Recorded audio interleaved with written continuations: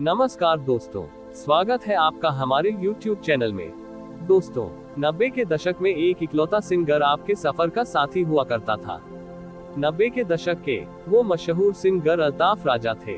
उस दौर में जितने अल्ताफ राजा के दीवाने हुआ करते थे, उतने तो शायद ही किसी और के रहे होंगे। मगर दोस्तों, इस मशहूर सिंगर के साथ ऐसा क्या हुआ कि वो बॉलीवुड से गायब हो गए? क्या आपको पता है, अल्ताफ की एक जिद ने उनका अच्छा खासा फिल्मी करियर तबाह कर दिया था।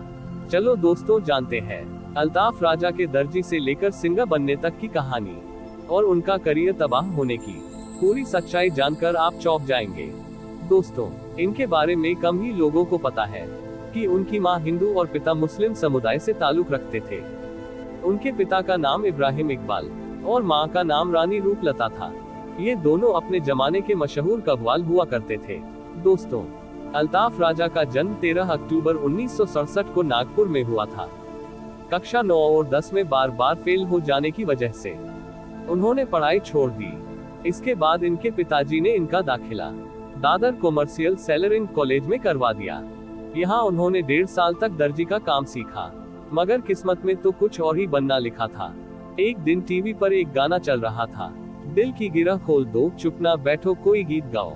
फिल्म रात और दिन के इस गाने ने अल्ताफ पर जादू कर दिया। उन्होंने संगीतकार बनने की ठान ली और वो संगीत सीखने लगे। लेकिन मां ने उनकी आवाज अच्छी होने की वजह से उन्हें पंडित गोविंद प्रसाद जयपुर वाले के पास गायकी सीखने के लिए भेज दिया। यहीं पर लगभग 1989 तक उन्होंने संगीत की शिक्षा ली। 23 साल की उम्र में गायकी सीख जाने के बाद अपने पिता की मदद से उन्हें छोटे मोटे प्रोग्रामों में गाने का मौका मिलने लगा। उन्होंने 1993 तक देश के कोने कोने में अपने शोज किए। लेकिन एक दिन अल्ताफ की किस्मत ने रंग दिखाया। उनके साथ एक बड़ी रोचक घटना हुई। एक दिन उनकी मां के कहने पर शफी नियाजी, जो वीनस कंपनी में मशहूर कव्वाल थे, उन्होंने अल्ताफ को वीनस कंपनी में ऑडिशन के लिए बुलाया। पहली बार वो फेल हो गए, लेकिन शफी नियाजी के कहने पर अल्ताफ को दूसरी बार ऑडिशन का मौका मिल गया और इस बार वो पास हो गए। वीनस कंपनी ने उनको लॉन्च कर दिया। 1993 में उनका पहला एल्बम आया, सजदा रब को कर ले। इस एल्बम से अल्ताफ अपनी पहचान बनाने में असफल रहे। सन 1995 की बात है। शफी नियाजी ने उन्हें बुलाया और कहा, हम तुम्हारी कव्वालियों पर सोलो एल्बम लॉन्च करना चाहते हैं। इसके बाद कंपनी ने अल्ताफ का एल्बम लॉन्च किया, पंगा ले लिया। इस एल्बम के गीत तुम तो ठहरे परदेशी ने लोगों पर जादू कर दिया। इस एल्बम से अल्ताफ की जिंदगी ही बदल गई। इसके गीत ने इतनी धूम मचाई कि पिछले सारे रिकॉर्ड ही टूट गए। रातों रात इस एल्बम की 70 लाख कैसेट बिक गई और अल्ताफ राजा का नाम Guinness book of the world में दर्ज हो गया। 90 के दशक में वे रातों रात सबसे मशहूर गायक बन गए। इनके पास फिल्म मेकरों की लाइन लगने लगी।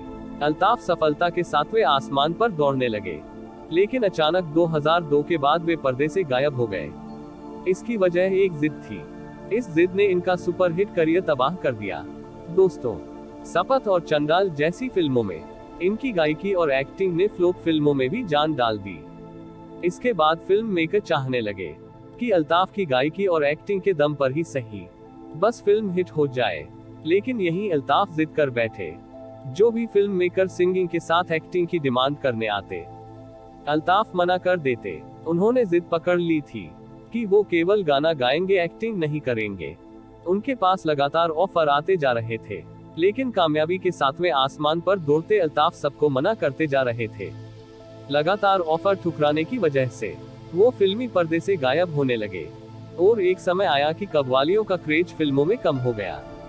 उनको काम मिलना बंद हो गया और वे गुमनामी में चले गए। अब वे एक YouTube चैनल पर गाने गाते नजर आते हैं। 56 साल के हो चुके अल्ताफ की आज तक शादी भी नहीं हुई। उनके माता पिता भी अब इस दुनिया में नहीं रहे। इतने मशहूर गायक अकेले ही गुमनाम जिंदगी गुजार रहे हैं। दोस्तों, आप अल्ताफ की इस जिद को क्या कहेंगे? हमें कमेंट में जरूर बताइएगा। ऐसी ही दिलचस्प स्टोरी के बारे में जानने के लिए आप हमारे चैनल को भी सब्सक्राइब कर सकते हैं।